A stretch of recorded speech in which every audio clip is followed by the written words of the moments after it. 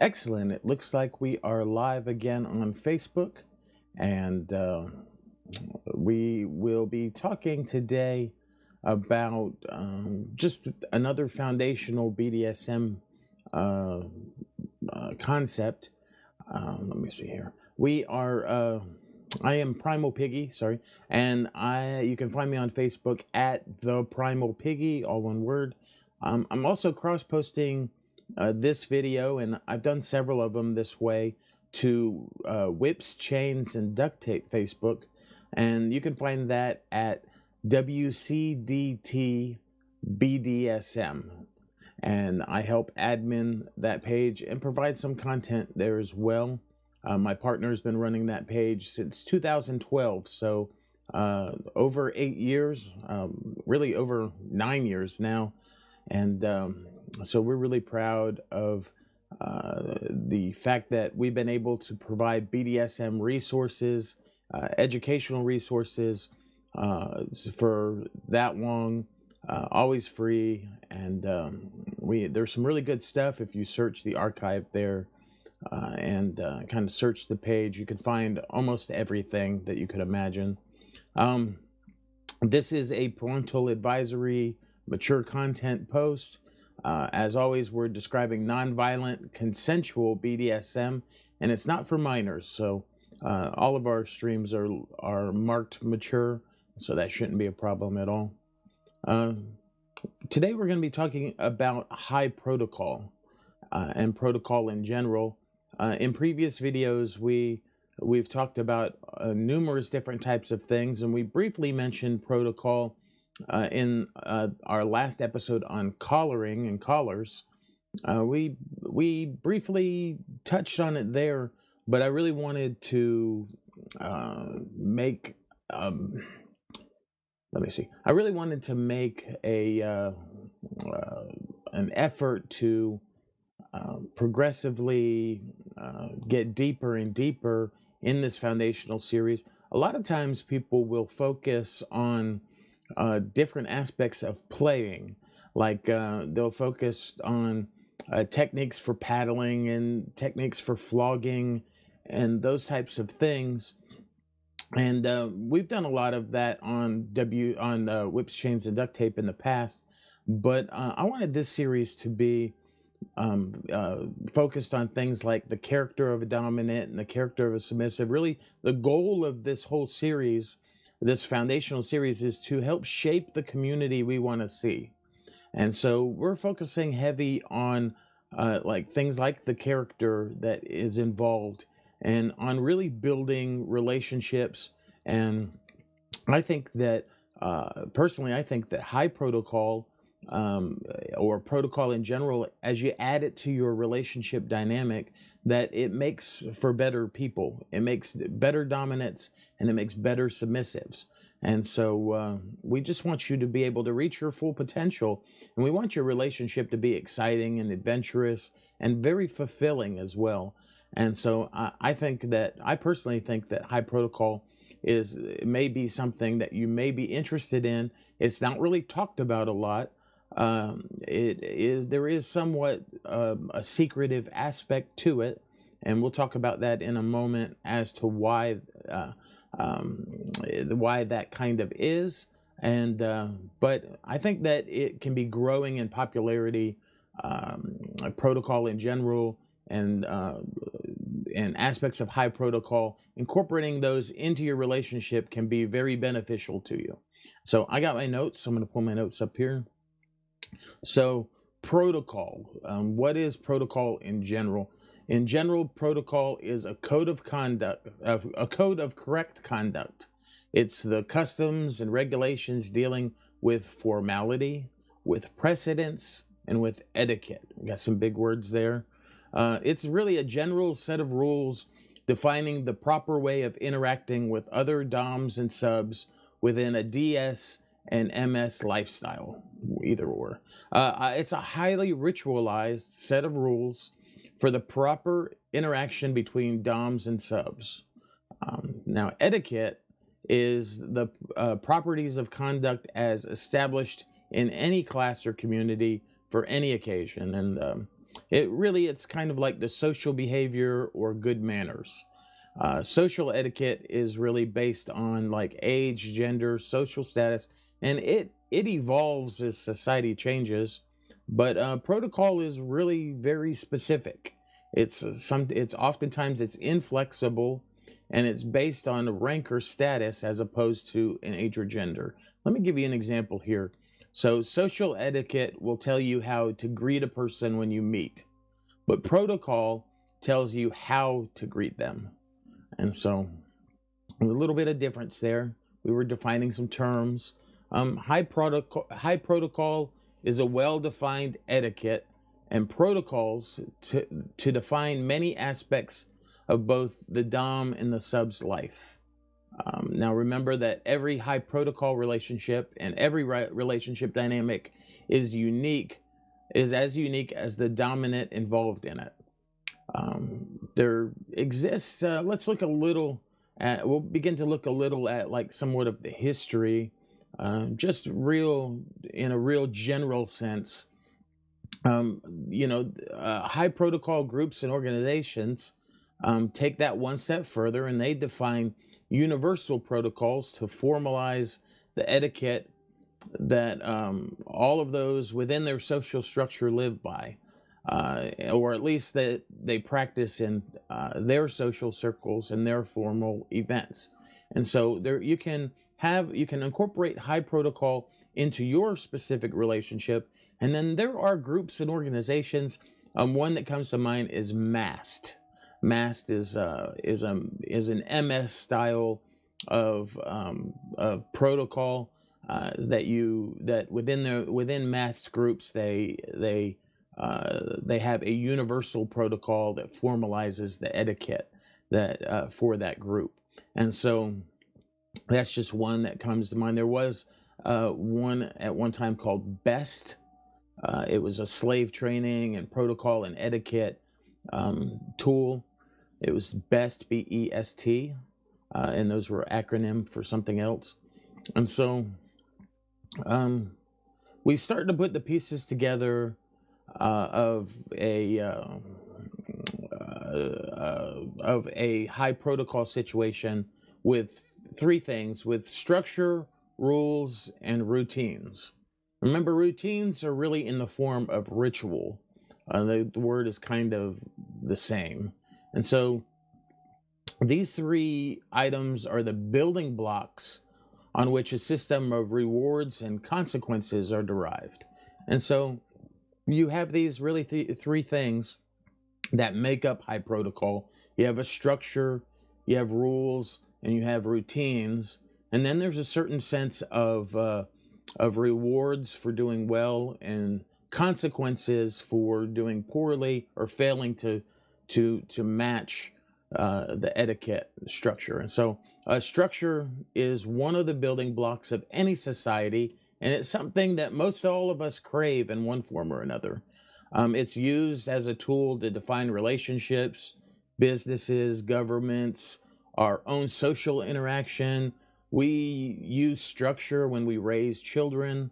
When looking for stability in a relationship, it makes sense to find comfort in structure within that relationship dynamic. A lot of us come to a MS or a DS, DDLG. We come to a relationship dynamic because we're looking to find comfort in that structure. Oftentimes it's both exciting, but it's also comforting being involved in a power exchange or an authority exchange relationship dynamic. Routines, they make it easier for us to anticipate what's expected of us within the dynamic and often in other aspects of our lives. In a high protocol lifestyle dynamic, we utilize routines in the form of rituals. It gives us giving even the simplest routine some degree of formality, and it often makes what is otherwise boring and a burden into an exciting activity. So in aspects of like service, even in like cleaning preparing coffee or tea, and even in the way someone comes home from work, and how they're treated. The mundane and the boring and the burdensome become a more exciting activity when ritual is involved. The formality that in the steps that we take to incorporate make something that a submissive would often find boring into something more exciting. And so that's somewhat often overlooked.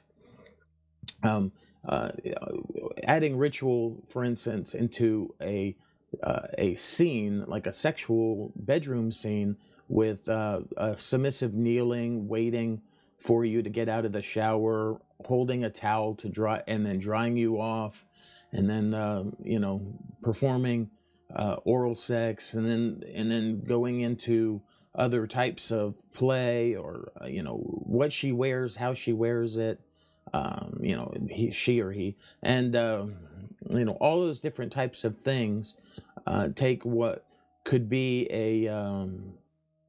take and add formality, like a formal sense, a ritualistic sense, to something that may happen often, and they add some excitement and to those different things. And so, any type of protocol structure will have well-defined rewards for performing well and consequences from straying from the defined path. And so we see in the DDLG, in the daddy little dynamic, we often see rewards and consequences come into play, even more so sometimes than in a DS relationship or even an MS relationship, really. But in protocol, we define rewards and we define consequences because we're trying to shape and mold our submissive into we have like goals, and we're trying to mold them into to help them have better submission. And so it really helps grow our relationship. Now, as we talked in the last in the last video, symbols are typically used to define levels of commitment between individuals. The wedding ring for marriage, preceded by an engagement ring, preceded by that maybe a promise ring, and so forth. And the primary symbol of any DS or high protocol dynamic is the collar, which has always symbolized ownership, possession, and property. We just wanted to bring that in there. And so it's not uncommon to hear a submissive or a slave tell their master or mistress that it isn't the lock on the collar that binds them to their owner, it's the lock on their heart. This statement should not be confused the fact that many collared relationships are not based on a love relationship. It's not always about sex and love. Sometimes people are in DS relationships for the structure of the relationship, for the being able to express their dominance and their submission together. And so it's not always about a love relationship. It's certainly excellent when it is, but oftentimes it's a union that's born out of a mutual need for some level of service, and understood by all parties involved that it represents commitment, not love. And so really a collar is really a big commitment, more so than a symbol of love. It's a symbol of commitment. So we definitely want to make that distinction because it's really important. I don't know if I touched that in the last video, but I wanted that to be clearly defined. So high protocol DS and MS relationship dynamics, they've been gaining popularity, especially by those who want clearly defined social structures within their relationship, and with both rules and rituals to govern the way the relationship's practiced. And so it is gaining some popularity, but also it's still somewhat secretive. It's still somewhat elusive, maybe. And so we definitely have more books and resources available to us today, especially with the internet and access to like tools like Amazon and such, where we can do one search and find numerous resources available to purchase. And so I have a quite an extensive library as a BDSM educator, and so I draw a lot of my notes from the resources that are available. I don't like to reinvent the wheel, so if someone has created resources and to help me educate everyone and educate myself especially, then I don't want to have to go and do all that work myself. I definitely like to glean from the experience of others, and so I definitely like to utilize the tools available. And so there's a lot of conflicting views on what a high protocol relationship is and how they're meant to be practiced. And a lot like churches have different denominations, or religious groups have different sects. That's SECT, sects. um, Among the high protocol type groups, you'll hear names such as Leather or Leatherman, Old Guard, New Guard, Korean, Victorian. You'll hear about things like European houses or Asian houses, or even if you're on FetLife, you may see the term people are part of a house, and you may have not known what that meant, but you may have seen people as kind of part of a house. And so there is sometimes the houses are virtually unknown to the general public. They're oftentimes something somewhat private, and so a house is basically a collective group or organization. They've collaborated to practice some level of protocol and defined etiquette through an agreed upon set of rules and regulations for their own members. So it's like a little private thing. And so a lot of times, because of this, society has a lot of intolerance when dealing with slavery, like the consensual MS type slavery. And because slavery kind of has rightly so, has a bad rap, because non-consensual slavery is rooted in a lot of the society that we live in. And so that non-consensual type, or things like slave or sex trafficking, really make it problematic, or sometimes give a bitter taste for anyone who uses the word slave in any context. And so sometimes people get those terminologies confused, but we always are describing here, and with Primal Piggy and Whips, Chains, and Duct Tape, we're always describing consensual BDSM. And so anyone who enters into a master-slave relationship is as a relationship dynamic that is consensual on both ends.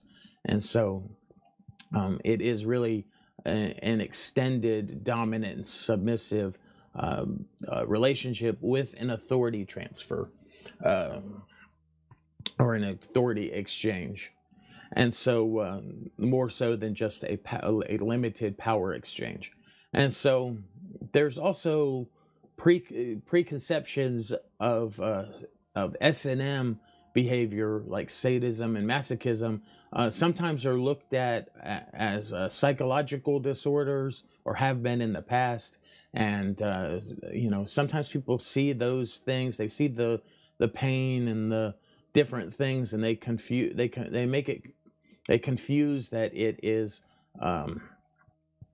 some, it could be confused with abuse. But we always, of course, like I said, with Primal Piggy and with Whips, Chains, and Duct Tape, we teach non-violent, which means non-abusive. Everything is consensual, and everything is risk-aware, consensual kink. And so, because of the way society confuses MS with other types of non-consensual slavery, and because of the way that people confuse S&M with abuse, a lot of the a lot of the high protocol houses and organizations and things throughout the past have been somewhat secretive, and rightly so. They have been somewhat underground and exclusive, and they don't always share their knowledge or rules because um, they wanted to preserve the integrity and the purity of the lifestyle that they practice, and they also wanted to be discreet. And they wanted to be discreet because they didn't want to be looked down upon by society. A lot of that has opened up, and there is a lot more acceptance, especially in our day and age, of BDSM and S&M, and people are coming around to MS, and it definitely, in like more erotic literature and different things like that, there's an acceptance of MS. And so and it's people are really kind of coming around to it. And so that's why we see things like we that's why we oftentimes don't know a lot about different houses and some of these different things. So the leather lifestyle, it has its roots with the gay leathermen after World War II, and they have their history is long and has a lot of rich tradition that evolved over the years, and really has begun to kind of broaden to people of other sexual orientations. And in recent years, leather has somewhat morphed or evolved and has become more of a mindset. It's the all-encompassing, even spiritual nature of leather that crosses all sexual orientations, communities, and it's not just an LGBTQ. We see more straight people, heterosexual people, and some MS communities as well incorporating leather. And so, uh, other than another name that you may see are Goreans, and they're a subculture of DS and BDSM world that practice somewhat of an MS dynamic based on a series of books by John Norman about the Counter Earth, or the world of Gore, Gor, where life is brutal, men enslave women as they choose, and the only truly free woman is a slave. And this was a fantasy novel series, and really many have identified with and taken his books to create a very real Gorean master slave lifestyle community. And so it's only one expression of how people express their desire for a high protocol lifestyle. And you remember, no one lifestyle choice is any more right or wrong than another. It is all um, it is all personal. And so whatever inspires you, whatever you draw inspiration from. I know a lot of times we draw inspiration and get excited about the lifestyle from like erotic literature that people read, or pornography that they watch. Which oftentimes pornography is not real. It's a fantasy world that's created to entertain people. And so oftentimes porn isn't real either. So being people, we all draw inspiration from the media and the social media. And I know that when the 50 Shades stuff came out, there was it drove a lot of people to begin looking at BDSM, and people that didn't know that it even existed. And so a lot of people came into the lifestyle, or become started to look into the lifestyle or have interest based on that film series. There was a lot of misguided stuff. Oftentimes, like pornography doesn't tell us the truth. 50 Shades obviously didn't tell us the truth. And sometimes, different books and things don't necessarily, fictional books and things don't necessarily tell us the truth. And so, we may come with a certain expectation of how things are going to be, And and that's where roles like I'm in of an educator comes in, where we help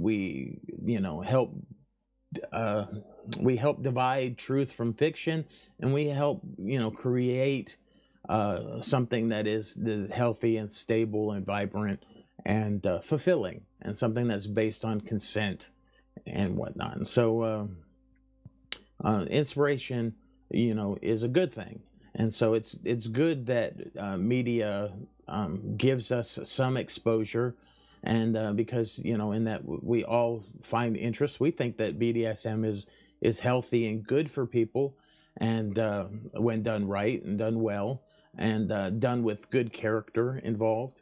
And so um, there's also other variations of high protocol dynamics that originated in Europe, Asia, and there's even variations in the United States, and they're just further evidence of the lifestyle dynamic. And so those are, there's like different houses in Europe and Asia and such. And so, um, there, that's a little of, like I said, a broad overview of some of the history of protocol, and like I said, it's not meant to be. It's meant to be very concise and not really exhaustive. And so is high protocol. We've kind of defined it as let me go back in my notes here. And so oh, wrong direction. Oh, it's wrong direction even more. So we talked about how it has structures, rules, and routines in the form of ritual, and we talked a little about how it's a code of correct conduct with customs, regulations, dealing with formality, precedence, and etiquette, and we somewhat defined what etiquette was. And so, is protocol right for you, and is it right for your relationship? Personally, I think that protocol, at least adding some degree of it, well, I would say this: some degree of it already exists in your relationship dynamic. If it's a power exchange, you already will have some aspect of protocol in there. And we believe, or I personally believe, that an increased level of protocol will help and be beneficial to your relationship dynamic. And so that's my personal belief. And I'll go a little more further in through my notes here. I don't want this to be a super long video, but I definitely want to talk about these things because they're important. I want to give them the time that they deserve. And so rigid structure and protocol also define the power exchange dynamics that are often in place, and they help both the dominant and the submissive better fulfill their role in the power exchange dynamic. The protocol is really going to help you when there's a rigid structure, and there's a protocol that tells you how to do things. It will help define, and it'll put it helps both the dom and the sub. But a word of caution here: in our lifestyle that's filled with potential mental and physical risk, plus intense sexual exploration, a greater degree of trust becomes very necessary addition to our lifestyle choices. We need, because we're going to have a lot of trust, we need to have the character that backs up that trust. So it's really important that you're a decent person, that you're a decent human being, you have good character, or you're growing, and you're becoming a person of better character. And so because although trust is something that must be earned by each person involved, there's always some degree of protocol and ritual involved in building and reinforcing that trust building process, no matter what level of power exchange you may practice in your own life. And so never underestimate the importance or the responsibility of trust when choosing to take control of another person's mind or body.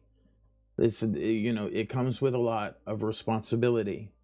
And so the mind's a fragile thing. And when you're taught to believe and trust in certain things, when you start to incorporate a higher degree of protocol, and you're beginning to trust certain actions, you breed predictable reactions, and it doesn't take much to crush the perceived reality or destroy that trust that's built.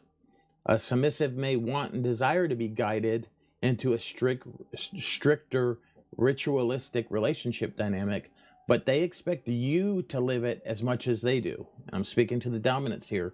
Quite simply, if you're going to preach the word of master as the truth or dom as the truth, uh, and the reality of how the slave's world will turn, or you start to give your submissive rules and things to do, then you better be prepared to keep that world turning exactly as you promised it would, or deal with the consequences.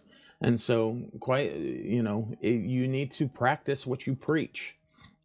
You need to, don't give your submissive things to do, or things to do in a certain way, and then you decide that all of a sudden that those things aren't important anymore. Don't hype up the importance of protocol and then try to do things outside of protocol. And so, don't just if she has a certain way of preparing, of when you get home from work, before you all have sex, there's a certain protocol involved. If you're just hungry for sex that day, you may be tempted to break protocol and just have your way with her. But too much of that breaks down that protocol that you have established. And so you need to, as you begin to add formality to your relationship more, be prepared that you have to also live by, allow them that formality, allow them to do the things that you've asked them to do. So you can't, you as you increase protocol, the amount of times that you break character or break your role, or go outside of your role, will begin to decrease some. And so as the dominant, don't be building too high of an expectation on the submissive. Keep it real, keep it attainable, and keep it enjoyable by all involved. Most of all, keep it safe, both emotionally and physically. The best way to know the boundaries you set in place for yourself is first define whether it's a playtime or a full-time relationship dynamic that you're planning to engage in.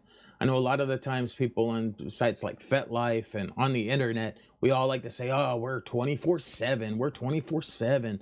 Oh, we've been doing this for 20 years. Everyone likes to drop 20-year bomb. Oh, we've been doing it 20 years, and I'm 24/7, and all of those sort of things. But really, when the rubber meets the road, the best way to know best way to know the boundaries that you're going to set in place is to really define for yourselves whether it's more in the bedroom or if it's a full-time relationship dynamic. So for many, strict ritual and protocol are only for sexual fantasies within the bedroom, or for social time at like a dungeon or a club or an event. For others, it's the very core of who they are. I know a lot of times we want it to be we want it to be more serious than it actually is, but it's really important as we begin to grow in our relationship dynamics that we begin to have a level of consistency and have a level of brutal honesty with ourselves. It's great on the internet to hype yourself up and tell everyone that you're 24/7, but really you need to have brutal honesty with yourself, and you need to, within your own dynamic at least, know the truth of who you are. If you're not 24/7, then don't put in expectations or rules or things that fit better with someone who's 24/7, when you're only on a more limited power exchange. And so really, because you're just breeding disillusionment and somewhat adding chaos to your dynamic. And so remember, though, there's no absolutes when it comes to which protocols or rituals you use in your own life. This is your relationship. It's your relationship dynamic, and it is, all of these things are tailored to your dynamic. And so every DSMS or any other form of BDSM relationship dynamic, short of top and bottom play partners, has some form of protocol level in place that defines how the relationship is to function on a day-to-day basis. So, the reason why a top-bottom play partners isn't involved in this is because it's a power neutral relationship. It's not a power exchange relationship. It's the only time any power is exchanged is within a scene. It doesn't really affect how we function on a day-to-day basis. So any power exchange or authority exchange relationship already has some form of protocol in it.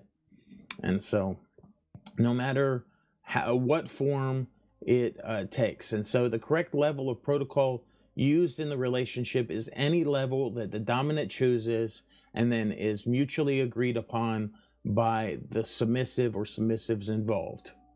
And so there's no wrong answer as long as everyone involved is happy with what you choose and to use and practice within your own relationship. As we kind of wrap this up, since there's a high protocol, there are also low and medium protocol levels.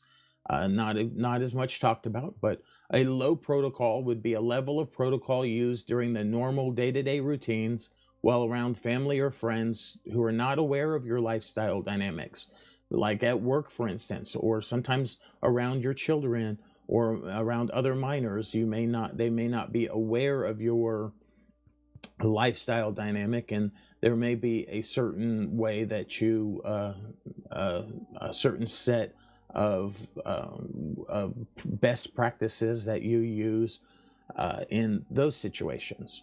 A medium protocol would be a level of protocol used during times when you are fully engaged in like a DS or MS power exchange, but not at times when you are at a formal engagement or party, where high protocol would be more suitable.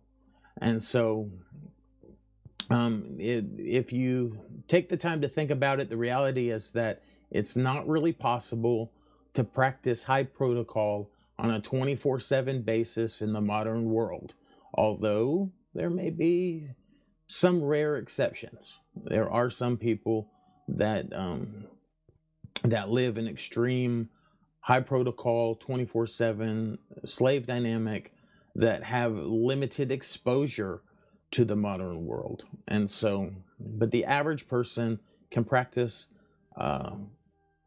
high protocol part of the time that they're living, and then the other times they would practice somewhat of a medium protocol or a low protocol. And so one isn't better than the other. They're just, those are just, three ways to define protocol in our lives. So in general, you look at protocol in that three-tiered structure: low, medium, and high. Each tier containing components you feel you can actually practice consistently, because consistency is the key to success. If you can't realistically do it as often as you're saying you want to, then you need to back things down to a level you can do.